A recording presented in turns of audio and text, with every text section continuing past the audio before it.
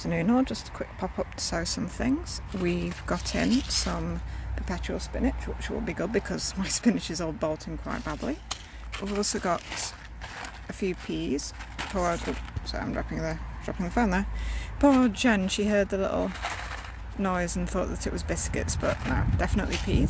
And then lastly, some cabbage, which will be good because if you sow them now, it says they work well as spring greens in the spring, and I am a fan of spring greens, so that'll be pretty spiffy.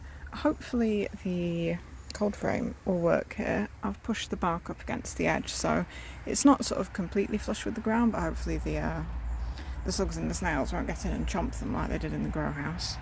In the grow house, I've also got, if we can squeeze our way in there, the first red tomatoes, which is pretty cool. There's also a few in the polytunnel as well, but that means that next week maybe I'll have a portion for some sort of meal. Oh dear, looks like the dwarf beans got nibbled. Oh well. Morning all, lovely Sunday today. A few jobs to do around the plot. The little wildflower area by what used to be the elder tree really needs giving a prune. I mean, obviously it's supposed to be wild, but there's a lot of bindweed that's just slowly attaching to everything, so this all needs to come out. And a few other little jobs. The strawberry runners need reattaching. They're starting to come out everywhere. This should not be there. And a bit of pruning. Check, see how the Romanesco's doing. Give them a spray to keep out all of the aphids. Maybe pick a few kale leaves. Sort out the beans. They're growing pretty well. The ones at the top are the ones that Tom and Sylvia gave me. Mine aren't quite as impressive, but they need reattaching, maybe pruning a bit, sending out a few too many shoots at the moment. Not quite enough room on the canes to support that much growth. I'll probably need a good prune in here and a feed for the tomatoes. They're going a bit mad, but can you see there? Oh, there's some strawberries. Tomatoes. They're red, you know what I mean. It's getting green in here. Mostly from carrots, but also from other things growing where they should not be growing. So a very quick prune. Don't want to attract the root flies. Much better. Carrots had a bit of a haircut, so the new seedlings can actually get some sunlight. The nuts 5 are pretty easy to get at, but the cosmic purples mean those fellas are in deep. That does not want to come out. We've got some more carrots, but unfortunately one of the cosmic purples seems to have split again, and then the snonce 5 has been nibbled. There was quite a big slug lurking under the soil, so that's a bit annoying, but let's scrub and I'm sure it'll be fine. Made a new friend. Look at this furry embarrassment. Honestly. I take it back, she's not cute. I've been brutally savaged, although it's probably my own fault. I tried playing with her with a piece of grass, but my hand got a bit too close.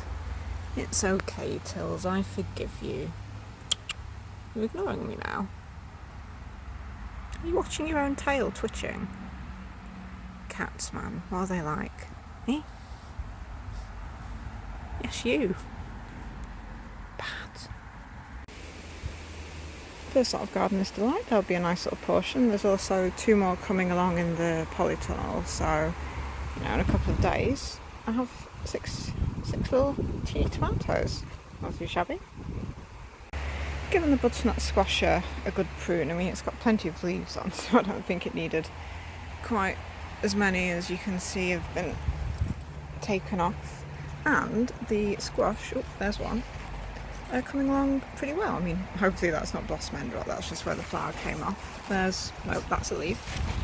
There's another one there. Oh, another one coming along there. And I'm pretty sure there's one further along. Oh no, there it is. Oh god, have I spoken too soon, is that? No, I don't think that's squishy, I think that's just a bit discoloured. I was going to take the other lettuces home, but to be honest, they're all mostly flower by this point. There are still a few leaves, but they're sort of dying off really, and it's all about the flower stalks. And given that the Valmains over there are absolutely enormous, it would probably be best to just pull these out and then eat the ones that I actually grew from seed instead of these ones. Unfortunately, it looks like these spaghetti squash have started to go again. They're definitely feeling a little on the squidgy side. I mean, maybe not, maybe they are just supposed to be yellow at this stage, but I don't know. I'm not too hopeful. This one, which seems to have appeared out of nowhere, isn't doing too badly. That seems a lot nicer, so I don't know. It's a bit of a shame really, and I've had to take a lot of the leaves off because they're getting quite mildewy. I don't know whether that's because the potatoes are sort of overshadowing them a bit, but there is. I'll pop out this way, try not to trip over the beds. But there are some new sort of shoots coming off back this way, so maybe they'll do a bit better.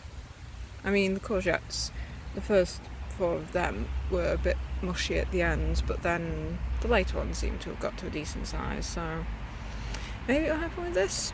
Well, it was free, so can't really complain. Some more oddments finished off. I've got some more of the radish flamboyant 3 sewn in there between the onions. The strawberry runners are all pinned down, so by next year there should be a decent number of strawberry plants, so hopefully a decent strawberry crop compared to this year at any rate.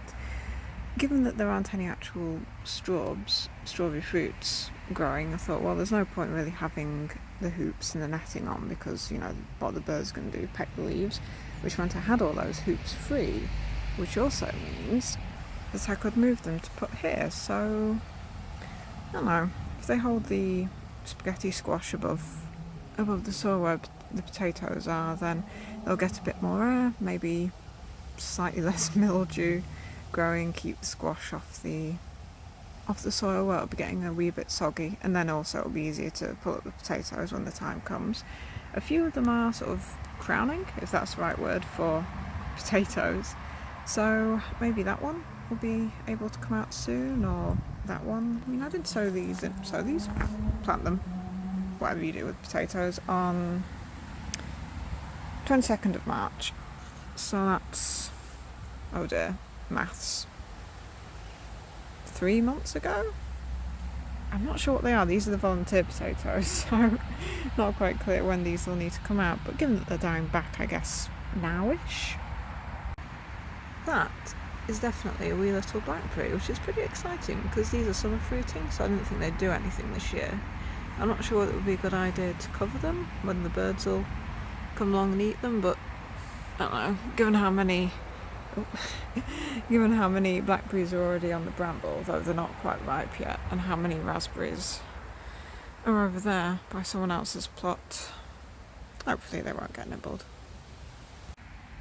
Also, on second look, I don't think this actually is a beetroot. I'm pretty sure that this is a chard. I mean, they were the bright lights ones, which would make sense, you know, they come in a variety of colours. There's sort of the white one at the end, and then the one that's green, and then the red one. So that's pretty good, because I was hoping to get 3 chard in here, and then you can sort of hop between them to, you know, move across the carrot fleecing and get spring onions and things. So, assuming that they don't get killed off in the frost or something at the end of the year, not bad.